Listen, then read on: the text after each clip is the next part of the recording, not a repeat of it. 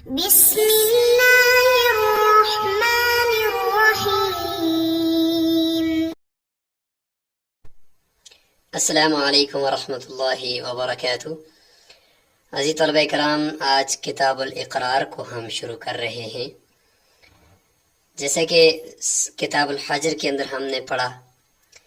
کہ پابندی جس انسان کے تصرفات پر لگتی ہے تو اس کے 3 اسباب ہوتے ہیں: صغر، غلامی اور جنون۔ لہٰذا اگر اسی کے مقابلے ہم نے وہاں پہ یہ بھی بات کی تھی کہ ان کے قول پر پابندی ہے، یعنی ان کے قول معتبر نہیں ہے شریعت کے نزدیک۔ اسی کے مقابلے میں اگر صغیر کے مقابلے میں کبیر ہے، بالغ ہے، مجنون کے مقابلے میں عاقل ہے، غلام کے مقابلے میں آزاد ہے، اگر کوئی آدمی،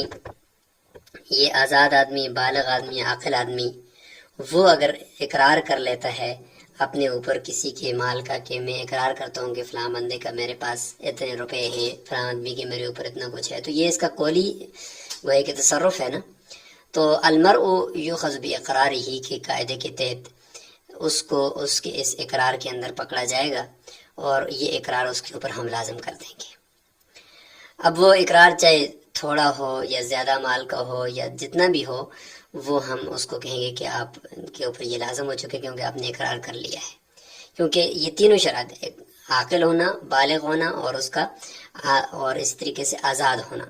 تو یہ ضروری ہے۔ اگر یہ نہیں ہوگا تو پھر اس کا اقرار بھی درست نہیں ہوگا، جس طریقے سے کتاب الحجر کے اندر ہم نے پڑھ لیا۔ تو یہی مناسبت ہے ان دونوں ابواب کے اندر۔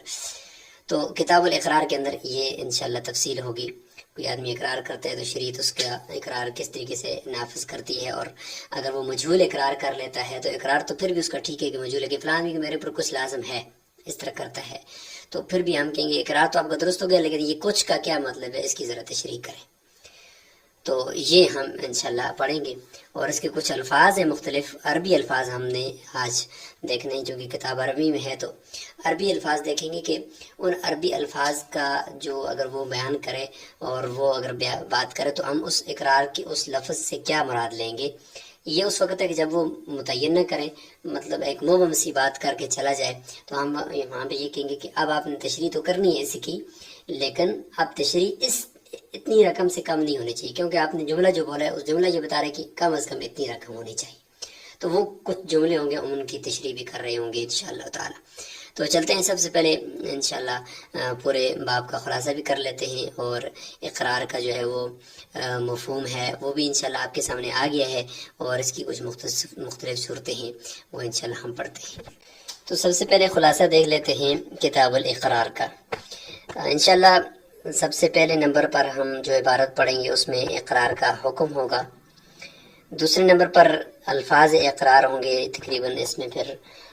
ہم 10 فروعات کریں گے، اور 10 قسم کے الفاظ ہم ان کے اقرار کے دوران جو بولے جاتے ہیں وہ دیکھیں گے، اور ان کی جو پھر تشریح ہوگی اور ان سے متعین اور مقدار جو معلوم ہوگی وہ ہم اس کو ڈیفائن کریں گے۔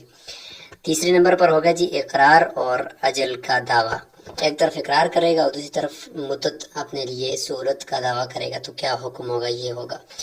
چوتھے نمبر پر اقرار ہے اور کچھ چیز پھر اس اقرار کے دوران مستثنا کرے گا، تو اس کو دیکھیں گے۔ پانچویں نمبر پر اقرار ہے جی، بعض کلمات کو حذف کرنے کے ساتھ اقرار کرے گا، تو اس کا کیا حکم ہے وہ دیکھیں گے۔ چھٹے نمبر پر ہے اقرار ہے اور ساتھ ساتھ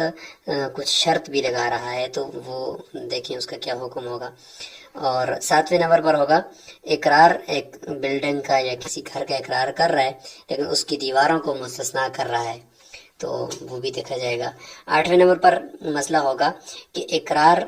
کسی پلاٹ کا کیا لیکن اس کے اندر جو گھر بنا ہوا ہے اس کو مستثنا کر رہا ہے۔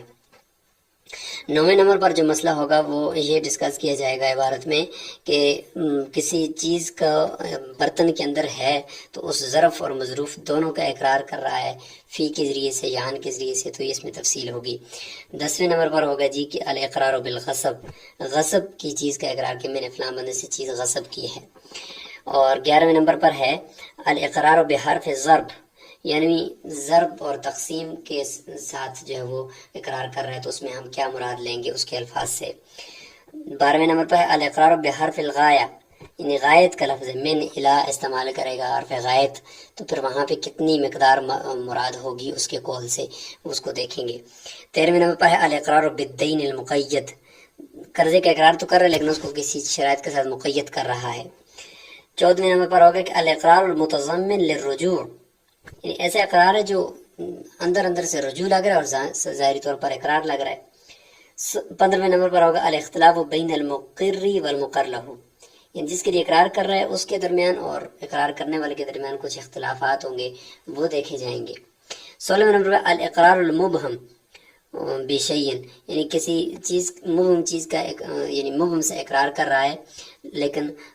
پھر ہم دیکھیں گے کہ اس نے اقرار مبہم کیا ہے، اس چیز کی جزیات کو ذکر نہیں کیا، تو وہ جزیات خود ہی اس میں شامل ہو جائیں گی، یتناول اجزاء۔ 17ویں نمبر پر ہوگا الاقرار للحمل، پیٹ کے اندر بچہ ہے اس کے لیے اقرار، اور الاقرار بالحمل، پیٹ کا جو بچہ ہے اس کا اقرار، کسی کو دینے کے لیے اس کا اقرار۔ اور 19 نمبر میں ہوگا مریض کا اقرار، اور 20ویں نمبر پر ہوگا الاقرار بالنسب۔ تو یہ ہے پورے کتاب الاقرار کا خلاصہ، انشاءاللہ اس کے اندر ہم یہ ساری 20 چیزیں پڑھ رہے ہوں گے۔ تو اقرار کا مفہوم آپ نے سمجھا کہ کہتے ہیں کہ کسی چیز کو ثابت کرنا، اور اس کی جو اصطلاحی تعریف بن جائے گی کہ اخبار عن ثبوت حق الغیر علی نفسہ، کہ غیر کے حق کے اپنے اوپر ثابت ہونے کی خبر دینا، یہ اقرار ہو جائے گا۔ اس سے متعلق جو حدیث ہے آپ کے سامنے ہے کہ عن ابی ہریرہ رضی اللہ عنہ قال اذا رجل رسول اللہ صلی اللہ علیہ وسلم وهو فی المسجد فناداہ، کہ حضور صلی اللہ علیہ وسلم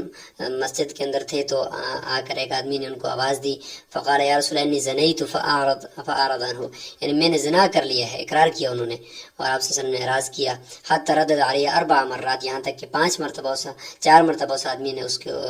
دہرایا جملے کو، تو آپ صلی اللہ علیہ وسلم نے فرمایا کہ دیکھو کہ یہاں آپ مجنون نہ ہوں، اور اگر اس نے کہا کہ نہیں میں بالکل محسن ہوں، مجنون نہیں ہوں، بالکل میں ہوش و حواس میں بات کر رہا ہوں، تو 4 دفعہ جب اس نے اقرار کیا تو آپ صلی اللہ علیہ وسلم نے فرمایا کہ اس کو لے جاؤ اور اس کو رجم کرو۔ غالباً یہ حضرت معاذ اسلمی رضی اللہ تعالیٰ عنہ تھے۔ تو یہ حدیث جو ہے یہ اقرار سے متعلق ہے۔ تو یہ ہے کتاب الاقرار۔ اذا اقر الحر البالغ العاقل بحق، آزاد آدمی، بالغ آدمی اور عاقل آدمی، یعنی یہ تینوں شرائط اس کے اندر ہوں، وہ جب اقرار کرے گا تو یہی تینوں کے برخلاف جو ہوتی ہیں وہ کتاب الحجر میں گزر گئی نا، اور اسی کے برعکس جو ہے وہ حر ہے، بالغ ہے اور عاقل ہے، اگر یہ اقرار کرتا ہے تو لازم ہو اقرار ہو، تو اس کے اوپر اس کا اقرار لازم ہو جائے گا۔ ظاہر ہے کہ بالغ عاقل آدمی اپنے اوپر اگر کر رہے تو وہ ٹھیک کہہ رہا ہوگا نا، لہٰذا شریعت اس کو اس کے اقرار کے اندر مواخذہ کرے گی اور اس کو منوائے گی اور اس سے پھر وہ وصول کرے گی، چاہے آگے مجہولاً کان ما اقر به او معلوماً، جو کچھ اس نے اقرار کیا وہ مجہول ہو یا معلوم ہو۔ ظاہر ہے کہ نفس اقرار ہے، اپنے اوپر اقرار کر رہا تو کوئی تہمت نہیں ہے اور نہ ہی کسی میں اس کو کوئی جھگڑا ہے، اقرار کر لیا بعد میں ہم اس سے معلوم کر لیں گے، لہٰذا معلوم ہے یا مجہول ہے، ہر حال میں اس کا یہ اقرار نافذ ہو جائے گا اور اس پر لازم ہوگا۔ وَيُقَالُ لَهُ، اور ہم اس کو کہہ دیں گے کہ بَيِّنِ الْمَجْهُولَ، ٹھیک ہے آپ کا اقرار تو درست ہو گیا لیکن اب مجہول جو آپ نے بہت چھوڑ دیا نا اس کو ذرا بیان کریں۔ فَإِن لَمْ يُبَيِّن، اگر وہ بیان نہیں کرتا تو اجبر الحاکم علی البیان، تو حاکم اس کو بیان پر مجبور کرے گا کہ کیوں نہیں بیان کرتے ہو، آپ نے جب اقرار کر لیا ہے تو دوسرے کا حق اپنے ذمہ لے لیا ہے تو اب بیان کرنا پڑے گا۔ فَإِن قَالَ، اب یہاں سے یعنی یہ حکم بیان ہو گیا ہے اور اب یہاں سے اس کا جو الفاظ ہیں اقرار کے 10 قسم کے، وہ الفاظ یہاں سے شروع ہو رہے ہیں کہ اگر وہ اس طرح کے الفاظ بولے تو ہم یعنی شریعت کیا مراد لے گی اس کے ان الفاظ سے، تو مختلف الفاظ ہیں اور اس سے شریعت کیا مراد لیتی ہے کیونکہ عربی الفاظ ہیں، تو اس کو اگر وہ بعد میں ذرا وہ مجہول بول رہا ہے تو اس کو بیان کرنے کے لیے ہم کہیں گے بھائی بیان کرو، تو ہم اس کو کتنی مقدار تک اس کی تصدیق کریں گے اور اس سے کم میں تصدیق نہیں کریں گے، کیونکہ لفظ اس کا ہے، وہ لفظ کے اندر گنجائش ہی اتنی ہے کہ وہ اس سے کم پر دلالت نہیں کرتا، اس سے زیادہ پر دلالت کرتا ہے، تو وہ ہم پہلے سے مقدار ایک طے کر لیتے ہیں، بعد میں جب وہ تصدیق کرے گا، جب وہ بات کی وضاحت کرے گا تو ہم اس میں دیکھیں گے کہ وہ کتنی کر رہے ہیں، اگر ہماری مقرر کردہ مقدار سے کم کر رہے تو ہم اس کی بات کو نہیں مانیں گے، زیادہ کی مانیں گے۔ مثال کے طور پر وہ کہتا ہے لفلان علی شیء، فلان آدمی کہ میرے اوپر کچھ چیز ہے، اب شیء اس نے کہا ہے تو شیء کا مطلب کیا ہے کہتے ہیں کہ بھئی اس کے اوپر ہم یہ کہیں کہ کوئی ایسی چیز آپ اس نے بیان کرنی ہے، چاہے وہ تھوڑی ہو یا زیادہ، لیکن ایسی چیزوں کو قیمتی ہو، کوئی مال ہو، تو تب ہم کہیں گے کہ آپ کا اقرار درست ہے۔ ورنہ یہ اگر کہ میرے فلاں آدمی کو میرے اوپر 1 روپیہ ہے یا 1 پیسہ، یہ تو کوئی مال نہ ہوا، اس کو عام طور پہ اتنا نہیں کہا جائے، لیکن یہ کہ یا 1 ٹماٹر ہے یا 1 آلو ہے، تو یہ نہیں، بلکہ ہم یہ کہیں گے کہ ایسی چیز بیان کرو جس کی کچھ نہ کچھ مارکیٹ کے اندر کوئی اس کی ویلیو ہو، کچھ قیمت ہو، اس کو مال سمجھا جاتا ہو۔ تو لازم ہو ان یبین ما لہو قیمت، ایسی چیز بیان کرنا اس کے لیے پھر ضروری ہو جائے گا کہ جس کی کوئی قیمت ہو۔ شیء مجہول ہے تو ہم نے پہلے کہا ہے کہ ہم نے مجہول کو اس سے پوچھنا ہے کہ تم اس کی تشریح کرو، تو تشریح میں ہم ہر چیز کی وہ نہیں مانیں گے، بلکہ وہی چیز مانیں گے جس کی کوئی نہ کوئی قیمت ہوگی۔ والقول فیہ قولہ ما یمینہ، باقی پھر جو ہے اسی کا قول معتبر ہوگا قسم کے ساتھ اس بارے میں کہ اس کے اوپر کون سی چیز تھی۔ کب ان ادعا مقر لہو اکثر منہ، اگر مقر لہو جس کے لیے اقرار کر رہا ہے، یعنی یہاں پہ اقرار کرنے والا مقر ہوتا ہے، جس کے لیے اقرار کیا جائے اس کو مقر لہو کہتے ہیں، لہٰذا اور جس چیز کا اقرار کر رہا ہے اس کو مقر بھی کہتے ہیں۔ تو مقر لہو اگر کہتے کہ نہیں یہ جو شے ہے اس سے مراد میری 10,000 روپے ہیں، تو یہ پھر اگر آگے سے انکار کر رہا ہے کہ نہیں میں تو 10 روپے کی بات کر رہا تھا، تو پھر اس کا قول قسم کے ساتھ معتبر ہوگا، بشرط ہے کہ مقر لہو کے پاس بینہ نہ ہو۔ وَإِذَا قَالَ، اور اگلا لفظ یہ کہ لہو علیہ مال، فلاں آدمی کا میرے اوپر مال ہے، فلاں آدمی کا میرے اوپر مال ہے۔